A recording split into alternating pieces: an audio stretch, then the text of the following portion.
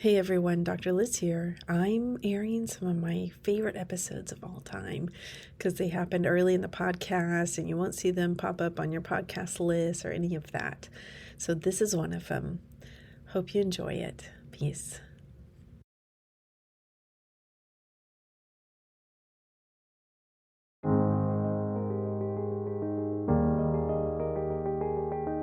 Hello, and welcome to the Hypnotize Me podcast. I'm Dr. Liz, and this is the podcast about hypnosis, transformation, and healing.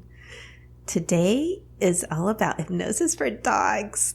This is the cutest product, I swear. It just totally makes me laugh. But after speaking to John Morgan about it, it is based on really sound principles. I think you'll be really interested in it, particularly if you have like an anxious dog. I had an anxious dog in my life at one point, and I think this would have really helped him. In the second half of the interview, he talks about hypnosis for self-image and self-esteem. So if you don't care about the dog part, you can skip ahead to about minute 14 or so to catch that part of the interview. All right, let's jump in.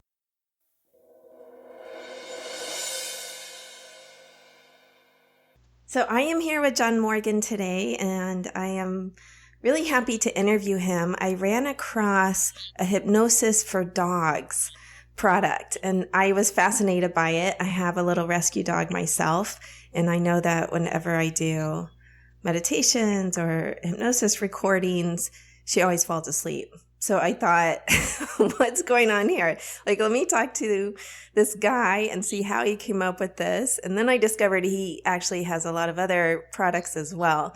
So we're going to start with the dogs and then jump into other stuff probably. So good morning, John. Top of the morning, Elizabeth. Thanks for having me on your show. Thanks for being here. Let's start with a question that I ask a lot of my guests is, what was your first experience with hypnosis? Well, I actually talk about this on my website, johnmorganseminars.com, under our Stop Smoking video that we offer. It was many moons ago. Matter of fact, it was 1972. I was working in Watertown, New York. It was my first job away from home after getting out of the military, and I wasn't feeling up to par. I went to see a local doctor up there, out in the country. The guy checked me out. He had his stethoscope, this and that. And finally, when it was all done, he said, "Son, I don't think there's anything wrong with you other than the fact that you might be a little bit homesick." He said, "But I will tell you this. On your way out of here, those things in your top pocket," and I had a pack of cigarettes in my top pocket. He said, "I would crush them and throw them away." Well, I walked out of his office. There was a wooded area behind his office. I crushed the pack of cigarettes in my hand and I threw them into the woods. And that is the last time I had a cigarette. That was July 10th, 1972. Wow. What I didn't realize till years later was this guy had me in an emotional frame of mind. He didn't know he was doing hypnosis, but he was. He had an emotional frame of mind. He offered me a suggestion. It's coming from a source that I not revere, but nevertheless respect. This doctor, he knows more about health than I do, and he gives me the suggestion. And that was my first introduction to hypnosis, but I didn't realize it was hypnosis until years later. So that's my story. So then how did you decide to do it yourself? Like, how did you decide to get training in it, and what was your path to it? I was on vacation. Actually, I was reading books about it and curious. Like most people, when they get into any walk of life, they're a little bit curious about it and they research it a little bit. So I read some books and this and that and took a couple of classes at community colleges and, trying to get a little bit of a handle on what this stuff was. And I was on vacation and I was watching TV, and there was this gent on there who was doing pain management for childbirth. And this was just fascinating to me. So after the broadcast was over, I called the producer of the TV show and I said, "Who was that guy?" He said, "Oh, he's the guy from Michigan." So I got his telephone number. I called him. I told him what my experience level was. And he said, "You know what? He said, you might want to hook up with my ex-business partner. He's moved back to your neck of the woods, and he's always looking for good people. So I looked up his ex-business partner. I told him who I was, what I did. And they said, well, come view some of my seminars. So I viewed his seminars. And after the seminar, he came over to me and he said, so what'd you think? I said, oh, that's terrific. I said, I can do that. Well, I was filled with confidence, but he wasn't. He said, well, why don't you come to a few more? So I followed him around like a puppy dog. And one night he invited me up to do a hypnosis induction. After that, he hired me. And then that was some 34 years ago. Wow. And you do seminars now yourself, like you offer the seminars you have for a long time. So yeah, we do nationwide. We do stop smoking seminars and we do weight loss seminars. We do corporate seminars, sometimes for stress management and things of that nature, as well as the stop smoking and weight loss, and giving people tips on how to improve their self-image, their confidence, things of that nature. That's what we do. But you were asking about the hypnosis for dogs. Yes. Yeah. Let's get to that. How did you come up with that? Well, it's an interesting story. The fellow who's my business partner wasn't always my business partner. He was my friend. And we were in the radio business together, meaning we were broadcasters. And we met some 40 years ago. He had this spirited dog named Spike. And we had a little beagle named Snuffy. Well, Spike was just a Springer Spaniel, and it was like he was on a pogo stick. Yeah.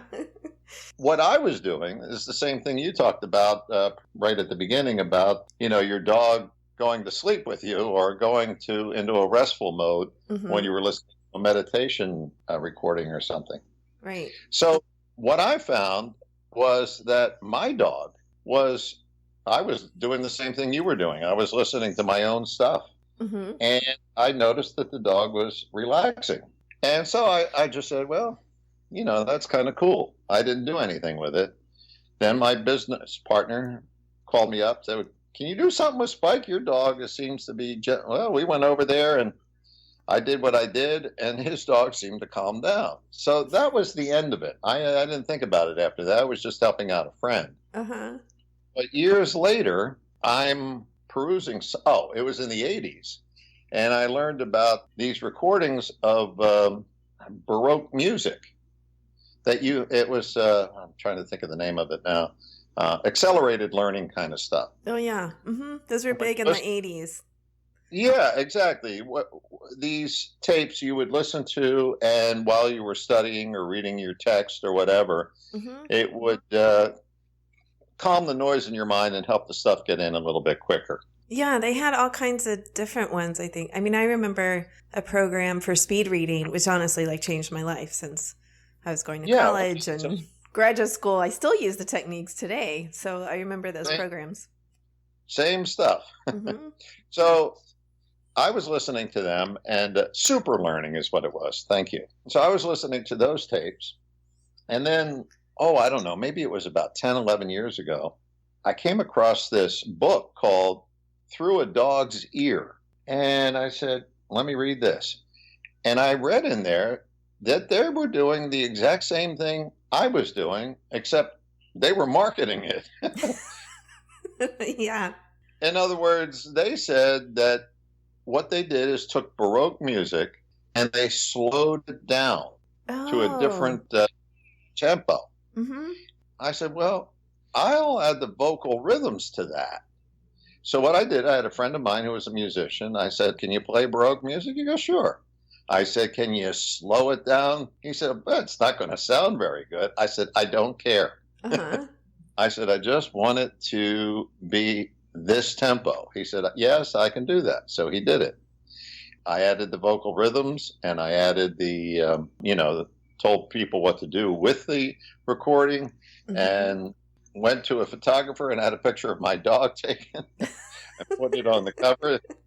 And the cover of the CD is Snuffy the Black-Nosed Beagle, who just passed in October. Oh, I'm sorry. It was a sad event. I mean, if you've ever been through that, you know what it's like. It's like losing a family member. It is, yes. But that was the beginning of hypnosis for dogs. And what I found out in my research was that dogs, animals in general, but specifically dogs, mimic the nervous system in certain ways of a human being. Mm-hmm. So these rhythms that work on the human being also work on dogs. For example, animals are attuned to senses much more than human beings, and rhythms. For example, over there in that, I think it was 2004, was it? Or when they had the tsunami over in wherever that was. Mm-hmm. Yeah, I don't remember the year, but yeah. Yeah, whenever that was, well before the measuring devices detected that the tsunami was coming, elephants in the area headed for the high ground. Oh, interesting. And that is, they have a sense, right. If you have a dog, anybody that's listening, if they have a dog, watch or listen, if you will, to your dog when the UPS or FedEx truck is in the area and you don't know it. They know it beforehand because those are big diesel trucks with rumbling engines that they hear blocks before you do. Right, yeah. They sense it. And then all of a sudden they'll woof and you'll say, what are they barking at? There's nothing out there. Then all of a sudden this brown truck will pull up. Right. They know before we do the package is coming. So the hypnosis for dogs is basically listen to the recording with your animal. Mm-hmm. And I use the words relax and calm down. And it's sort of like a training method. It's not going to get your dog to jump through hoops or be a trained SEAL. Mm-hmm. That's not what the purpose is. The purpose is to get the dog to calm down and not be as frenetic. A lot of people, when they leave the house and they leave their dog home, they turn on the Animal Planet on TV like that's going to do something. Mm-hmm. Right. It's going to keep them company. Oh, they'll hear chirping birds and chimpanzees, and it does nothing. But if you put this recording on loop when you leave, it leaves this soothing, music and rhythm that attunes itself to the dog's nervous system. And kind of like your dog, when you listen to your meditation tapes, they calm down. Mm. And when a dog is calmed down, they're more apt to respond to your, I don't like the word commands, but suggestions. Yes, they're easier to train. They're easier to handle. They're, in fact, you're not destroying the house, right? This one woman in Rhode Island raises horses.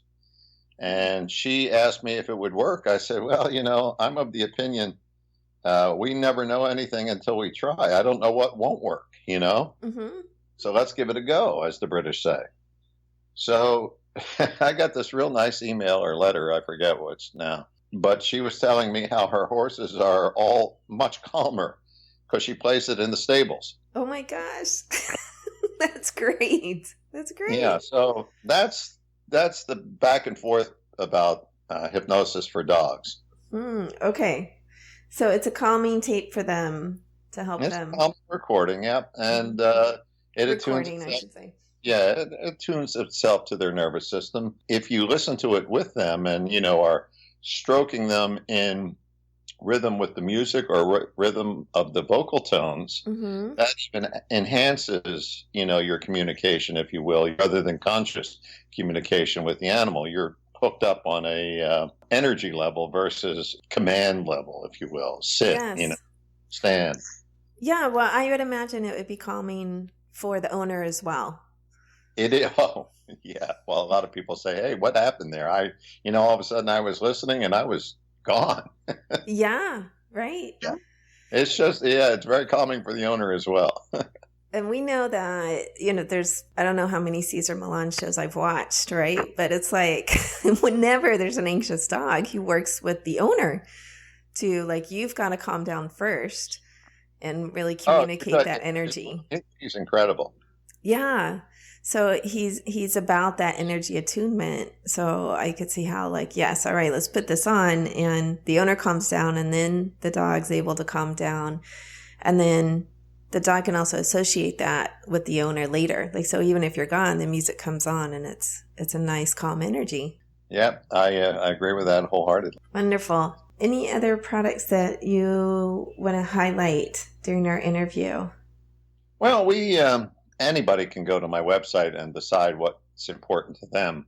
we offer a number of products, and we do 2 seminars nationwide. They're done in specific cities throughout the course of the year. We call them Stop Smoking Forever or Lose Weight and Keep It Off. And we also offer those seminars on DVD. How long do the seminars run? Like if someone wants to sign up for that, then... Yeah, usually around 2 hours. Okay, so it's like a Saturday morning or something that... Well, actually, we do ours in the evening. Evening, okay. They're done around the country. And again, people can see the seminar calendar on my website, johnmorganseminars.com. But the other products that we offer, there are a number of them. One of the biggest sellers at our seminars in the past has been the Improve Your Self-Image. Mm-hmm.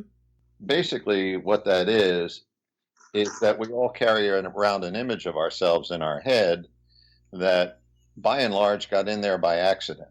Mm-hmm. We didn't have a lot to do with it. When I do a seminar, I ask people, I said, how many people in this room have the same religion as your parents? And, a good portion of the hands go up. I said, did they ask your permission? That's a great question.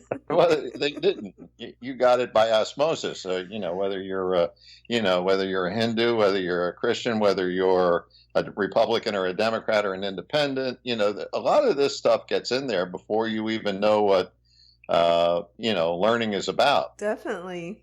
And it permeates itself from generation to generation, like the Hatfields and the McCoys, if you will. Mm-hmm.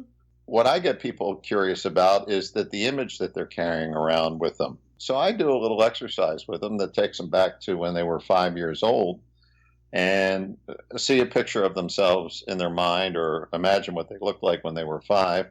Then I move them up to when they were, in the first grade and the third grade and teenagers and adulthood, mm-hmm. and ask them to notice the changes that have gone on.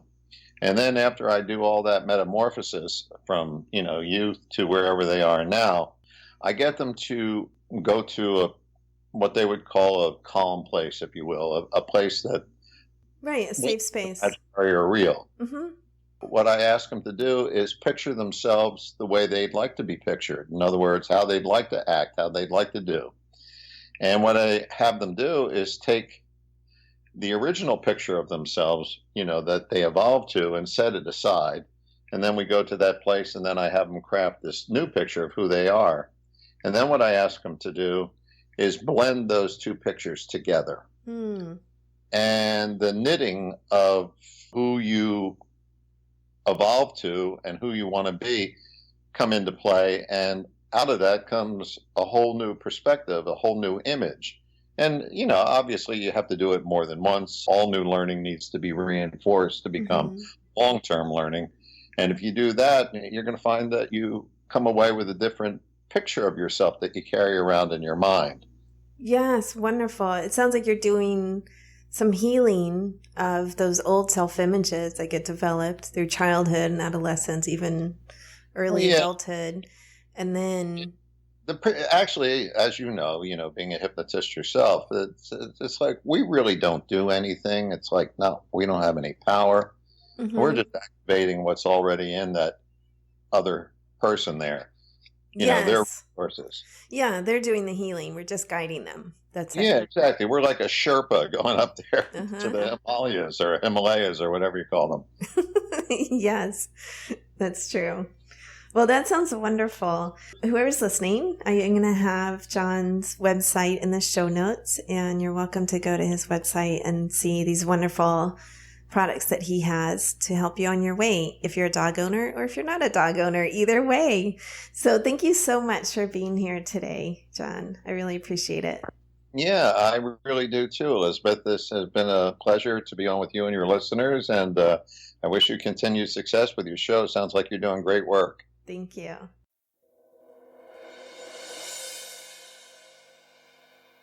So that was John Morgan. I knew the first time I saw his product that this was going to be a fun interview to do, because I was like, oh my gosh, anyone who's going to do a hypnosis for dogs is going to be fun to talk to, right? I loved hearing how he really based his product on the energy exchange between an owner and a dog and how to calm down both of us, right? Like, we know our dogs get excited when we get excited, and our dogs generally calm down when we calm down. So that product is really going to help you do that. I also liked hearing about his other product around self-esteem and self-image. What a wonderful topic. I knew talking to him before and after the interview that he's a really kind person. I think that shows through our products often, like what we decide to focus on. So that's it for this week, people. Have a lovely, lovely week. Peace.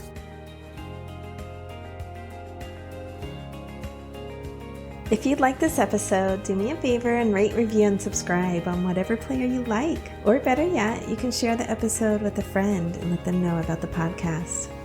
If you want to know more about me, you can head over to my website, drlizhypnosis.com. That's DRLIZ hypnosis.com. You can check out my downloads and see if there's one that could help you in your life, or you can join the newsletter and get a couple of free ones. Have a wonderful week.